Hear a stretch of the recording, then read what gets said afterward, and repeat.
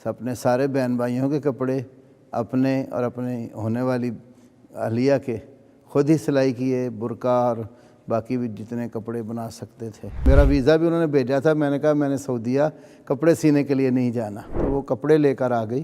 اخبار جہاں بھی ساتھ اس میں فیشن ڈیزائن کا ایک پیج تھا، میں نے ایک بیٹی کا برقع بنایا ہوا ہے۔ بے شمار دینی اور تعلیمی ویڈیوز دیکھنے کے لیے ہمارا چینل سبسکرائب کیجیے۔ یہ جو جیکٹ میں نے پہنی ہوئی ہے نا، یہ اپنی تیار کردہ ہے، اور اس طرح کی میں نے الحمدللہ منفرد ڈیزائنوں میں بہت ساری جیکٹیں تیار کی ہیں، گئے بگئے موسم کے مطابق بناتا رہتا ہوں۔ تو الحمدللہ اس میں بہت سارے خفیہ فنکشن بھی ہیں۔ ایک تو یہ جو اس کی کیپ ہے، یہ زپ والی ہے، جب مرضی اتارنی ہے اتار لو، لگانی ہے ساتھ لگا لو۔ تو اس کے اندر کوئی خفیہ جیبیں، جیسے یہ فلاپ کے نیچے ادھر بھی جیب ہے، ادھر زپ والی ہے، جب سائڈ پاکٹیں ہیں دو، اس کے اندر نیچے بھی پاکٹیں ہیں، اس کو زپ لگی ہوئی ہے کہ آپ کوئی چیز اپنے جیب میں ڈال لیتے ہیں، کوئی ہاتھ بھی مارے تو وہ زپ والے خانے میں ہو تو ہاتھ مار کو جلدی نکال نہیں سکتا۔ ایسی اندر بھی تو بعد میں نے ایسی بنائی تھیں کہ وہ بڑی بڑی جیبیں لگا کے کوئی درس پہ جانا ہے، کہیں پوری بک ہی اندر ڈالنی ہے تو وہ بکس اس میں ڈال کے لے جانی ہے۔ تو جس طرح کے بھی ڈیمانڈ ہو اس طرح کی چیزیں تیار کر لیتے ہیں۔ تو یہ فائدہ ہے اس فن کا کہ اپنے گھر کے کام بھی ہو جاتے ہیں، اور کبھی کوئی اللہ نہ کرے مشکل وقت آ جائے تو بندہ اپنی سلائی کر کے اپنا وقت پاس کر سکتا ہے۔ الحمدللہ میں نے جس وقت سلائی کا کام اپنے شوق سے شروع کیا تو اس میں میرا کوئی سکھانے والا استاد نہیں ہے، میں نے خود ہی ایک سوٹ جو سلا ہوا تھا اس کو ادھیڑا پہلے، پھر جیسے جیسے وہ سلائی لگی ہوئی تھی اسی طرح اس کو سلائی لگا کے سیا۔ تو آہستہ آہستہ اس طرح میں نے پریکٹس کر کے ہاتھ اپنا سیدھا کر لیا۔ پھر جب شادی کا مرحلہ آیا، 1993 کی بات ہے یہ، تو الحمدللہ میں نے اپنے سارے بہن بھائیوں کے کپڑے اپنے اور اپنے ہونے والی اہلیہ کے خود ہی سلائی کیے، برقع اور باقی بھی جتنے کپڑے بنا سکتے تھے۔ میں جس وقت بازار میں اس لیے گیا کہ میں اپنا ہاتھ سیدھا کر لوں، گھر میں تو کپڑے اتنے زیادہ نہیں ہوتے، تو جس بھائی کے پاس میں گیا وہ میرے اسکول کے کلاس فیلو تھے، 7ویں کلاس میں وہ چھوڑ کر درزیوں کا سیکھ کر دکان ڈال لی تھی۔ شبیر احمد ان کا نام ہے، آج کل وہ جدہ میں ہوتے ہیں، کافی عرصے کے ہی وہ وہاں سلائی کا کام کرتے ہیں۔ تک میرا ویزا بھی انہوں نے بھیجا تھا، میں نے کہا میں نے سعودیہ کپڑے سینے کے لیے نہیں جانا۔ تو جب میں دکان پہ گیا تو میں نے کہا کہ میں نے یہ جو سوئی کے ساتھ کاج یا جو نا ترپائی وغیرہ وہ نہیں کرنی، سیدھا سیدھا مجھے کام دیں۔ تو مجھے کہنے مولوی صاحب آپ کر لیں گے، چھوٹی چھوٹی داڑھی آ چکی تھی نا، تو میں نے کہا آپ کام مجھے دیں، کر کے میں دکھاؤں گا۔ کہنے لگے پہلے امتحان لینا ہے، میں نے کہا لے لیں۔ تو انہوں نے سوئی نا بریک سی سلائی والی وہ پھٹے کے اوپر رکھی، مجھے کہتے ہیں اٹھائیں۔ تو میں نے کہا کہ یہ وہ جس طرح لوگ کہتے ہیں نا چونٹی بڑھ کر اٹھائیں، تو وہ طریقہ نہیں ہے اس کا، جدھر سے نکے سے دھاگا ڈالتے ہیں ادھر میں نے انگوٹھا رکھ کے دبایا اور آگے سے ہلکی سی اٹکا کے شہادت والی انگلی سے میں نے اٹھا لی۔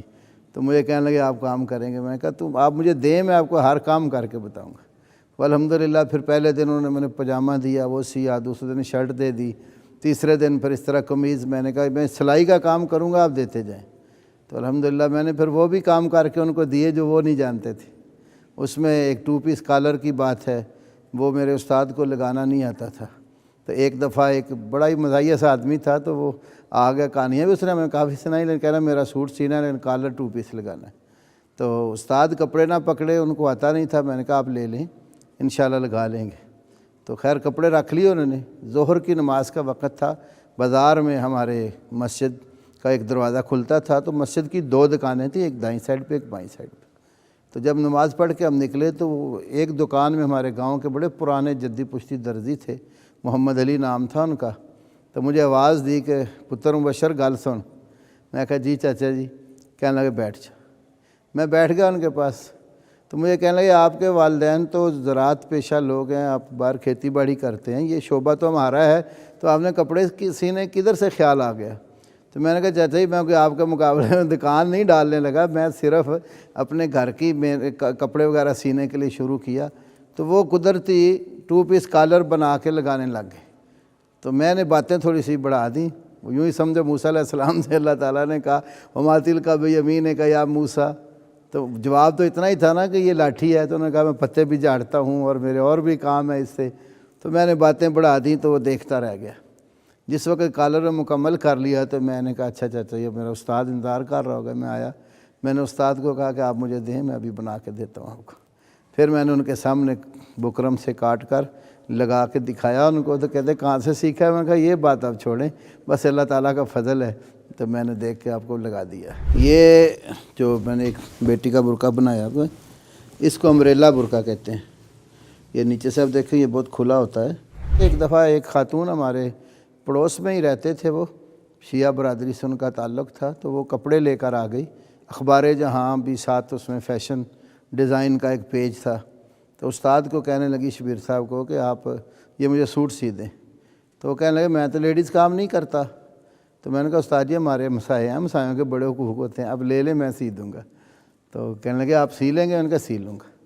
الحمدللہ پھر جس طرح وہ تھا اخبار جہاں میں پورا ڈیزائن دیا ہوا, میں نے اس کو اسی طرح دیکھ کر جو ماپ وہ دے گئی تھی سوٹ کا, تو پورا مکمل بہترین ڈیزائن بنایا. تو استاد میرے نے پھر وہ استری کر کے نا دروازے کے ساتھ لٹکا دی, جیسے دکاندار کرتے ہیں. تو اس کی وجہ سے پھر نا لیڈیز کام آنا شروع ہو گیا. تو مجھے کہنے لگا مولوی صاحب ہم تسی لیڈیز کام تسی کرنا, میں نہیں کرنا. تو میں نے کہا آپ پریشان نہ ہو, جو کام بھی آیا میں آپ کو کر دوں گا. تو یہ بس اللہ تعالیٰ کی طرف سے ایک صلاحیت تھی, استعداد تھی, جو کام دیکھتا تھا وہ کر لیتا.